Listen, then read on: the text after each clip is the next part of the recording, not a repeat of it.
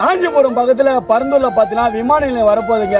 நல்ல ஒரு யூடியூப்ல ஒரு வீடியோ ஒன்று பார்த்தேன். அதில் வந்து பாத்தீங்கன்னா எல்லாருமே இங்க வந்து விமான நிலையம் தான் வேணும், என்னுடைய பசங்க வந்து விமானத்தில் தான் போகணுன்ற மாதிரி பாத்தீங்கன்னா அந்த ஊர் பொதுமக்கள் பேசுற மாதிரி ஒரு வீடியோ வந்து நான் பார்த்தேன். மனச பக்கு நினைச்சுங்க. நம்ம தாத்தா முப்பாட்டெல்லாம் நடந்து போனா, அப்புறம் மாட்டு வண்டியில போனா, சைக்கிள்ல போனா, பைக்ல போனா. ஆனா வருங்காலத்துல எல்லாரும் பிளைட்ல போறாங்க. சிந்திச்சு பாருங்கடா, விவசாய நிலம் இல்ல, விவசாயம் பண்ணலன்னா சோத்துக்கு என்ன பண்ண போறீங்கன்னு யோசனை பண்ணி பாருங்க. நல்லா சிந்திச்சு பாருங்க.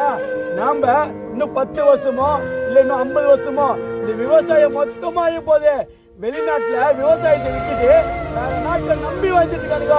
அதே நிலைமை தமிழ்நாட்டுக்கு வரும்னு சொல்லிட்டு மட்டும் உறுதியா சொல்றீங்க.